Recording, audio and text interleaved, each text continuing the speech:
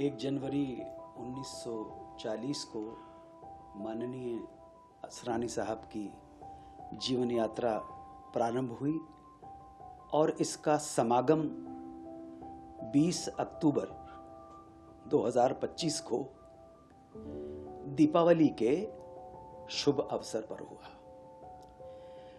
जो भी है, जिसको हम ऑलमाइटी कहते हैं, सर्वशक्तिमान जिसे कहते हैं, वो उनकी आत्मा को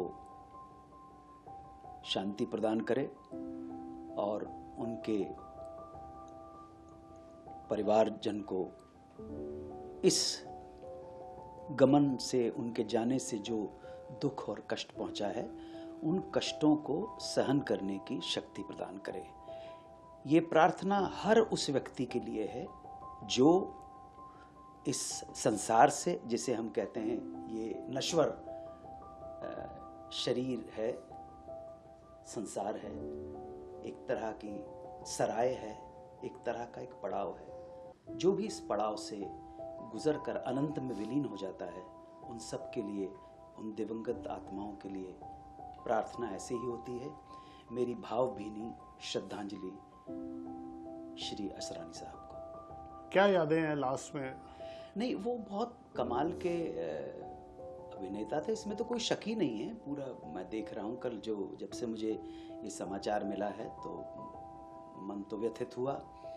और मैंने यहाँ आकर अपने ऑफिस में जब डायरी के पन्नों को तलाश की, अभी डायरी में लिखूंगा, शायद 20 मार्च 2023 को मैंने आखिरी बार उन्हें देखा था फिल्म के सेट पर।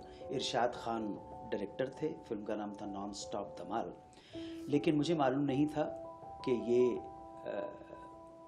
उनके साथ आखिरी मुलाकात होगी, उनके आखिरी दर्शन होंगे। अब डायरी में लिखना पड़ेगा।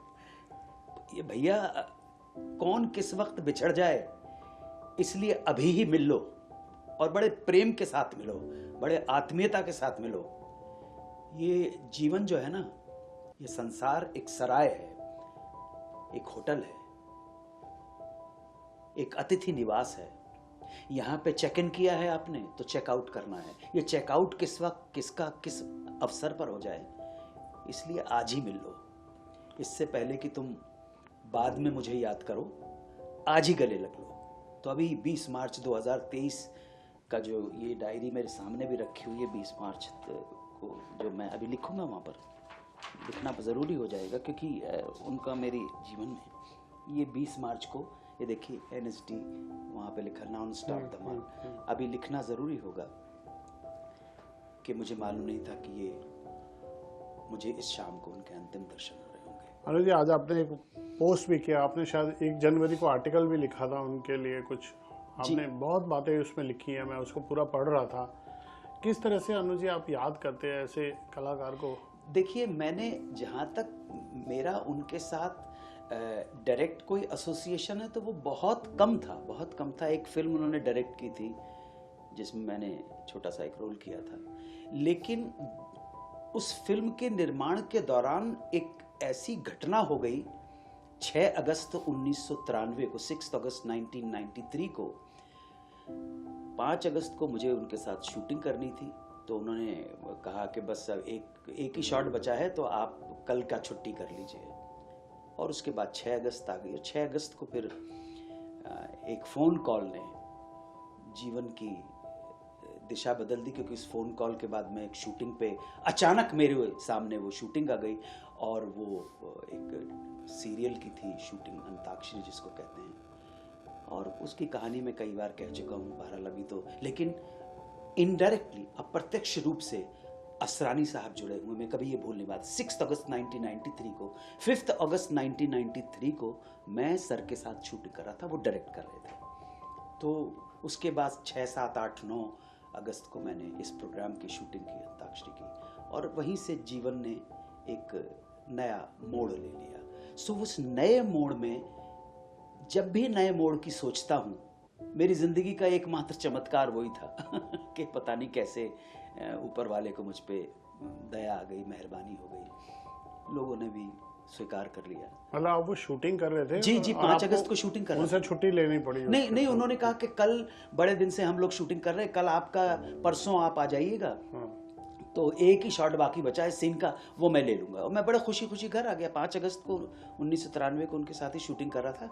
ये इस फिल्म का नाम था उड़ान, जिसे प्रोड्यूस किया था ललित कपूर और शबनम कपूर ने। डायरेक्ट कर रहे थे असरानी साहब। अनुज जी, उन्होंने अपनी इच्छा जाहिर की थी कि मेरा संस्कार जब होगा बहुत प्राइवेट रखा जाए। कल हमें जैसे सूचना मिली, हम लोग दौड़ भाग कर रहे थे, तो हमको बड़ी मुश्किल से पता चला कि सांता क्रूज क्रिमेशन ग्राउंड में उनको ले गए, और जब हम वहाँ पहुँचे तब तक उनका क्रिमेशन हो चुका था। जी। इसके पीछे क्या भावना रही होगी अनुज जी? भावना सिर्फ यही है कि एक सेलिब्रिटी हैं, वो बहुत बड़े स्टार थे। असरानी साहब के सामने न जाने कितने हीरो आए और न जाने कितने हीरो चले गए, जबकि मैंने उनकी 1 या 2 फिल्म देखी होगी। अभिमान देखी है, बाकी और तो ज़्यादा फिल्में में मैंने काम 1-2 बार करने का सौभाग्य मुझे प्राप्त हुआ। तो ये उनकी अंतिम इच्छा थी, वो कोई शोर शराबा नहीं चाहते थे, और दिवंगत की अंतिम इच्छा को पूर्ण करना और उसका सम्मान करना, हम जो इस जगत में रह गए हैं, ये हमारा कर्तव्य है। जो भाभी जी हैं मंजू असरानी जी, उन्होंने इसको पूरा किया। उनके जो नियर एंड डियर वन थे, उन्होंने बड़े प्राइवेट तरीके के साथ, बड़े शांतिपूर्ण तरीके से उनको पंचतत्व में विलीन किया। सो ये उनकी अंतिम इच्छा थी, और शायद मुझे लगता है इस अंतिम इच्छा से मेरे मन में एक विचार आया। इस अंतिम इच्छा ने मुझे एक बात के लिए प्रोत्साहित किया, मुझे एक बात के लिए मोटिवेट किया, इंस्पायर्ड किया, प्रेरित किया कि भैया, जब मेरा इस दुनिया नामक होटल से चेकआउट करने का समय आए, और वो तिथि और वो समय अगर किसी राष्ट्रीय पर्व से जुड़ा हो, 15 अगस्त 26 जनवरी से जुड़ा हो, या किसी त्यौहार से जुड़ा हो, दिवाली से जुड़ा हो, होली से जुड़ा हो, ईद से जुड़ा हो, मकर संक्रांति से जुड़ा हो, 12 वफात से जुड़ा हो, क्रिसमस से जुड़ा हो, बुद्ध पूर्णिमा से जुड़ा हो, गुरु पूर्णिमा, नानक जयंती से जुड़ा हो, तो मेरा भी ये जो संस्कार है वो गुप्त रूप से किया जाए। मैं किसी को परेशान नहीं करना चाहता हूँ, किसी को बॉदर नहीं करना चाहता हूँ, और मैं इस दुनिया पे बोझ बन के नहीं जीना चाहता हूँ। ना वो बोझ मैं अपने लिए चाहता हूँ, ना मेरे लोगों के लिए चाहता हूँ, ना समाज के लिए चाहता हूँ, ना देश के लिए चाहता हूँ। बोझ बन के नहीं जीना। सो लाई हयात आए कज़ा ले चली चले, लाई हयात आए कज़ा ले चली चले, अपनी खुशी ना आए ना अपनी खुशी चले। खुशी से तो कोई जाता नहीं है, लेकिन फिर भी जाना ज़रूरी है। गालिब का एक शेर है कि गमे हस्ती का असद किससे हो जुज़मर्ग इलाज, गमे हस्ती का असद किससे हो जुज़मर्ग इलाज, शम्मा हर हाल में जलती है सहर होने तक। तो जब तक चेकआउट होने का टाइम नहीं आया, तब तक जलना अवश्य है, लेकिन जल के किसी को तकलीफ न दे। जल जाने के बाद ना अपने परिवार को, ना अपने पत्नी को, ना अपनी संतानों को, ना देश को, ना समाज को, ना दोस्तों को, ना इस समाज के लोगों को, ना अपने फैन को कोई तकलीफ नहीं देना चाहता, किसी पे बोझ बन के नहीं जीना चाहता हूँ। तो जब मेरा समय आए चेकआउट करने का, दुनिया तो सराय है, मुसाफिर खाना है, होटल है, तो चेक इन किया है तो चेकआउट करना भी बहुत ज़रूरी है। या आप ये मत सोचना कि टिक जाओगे आप, ये परमानेंट रेजिडेंस नहीं है आपका। बड़े बड़े लोगों ने इसको अपना परमानेंट रेजिडेंस बनाने की कोशिश की, लेकिन आज तक तो कोई बना नहीं पाया है। इसलिए प्रार्थना यही करो कि दूसरों को तकलीफ दे के ना जाओ और स्वयं को तकलीफ दे के नहीं जाओ।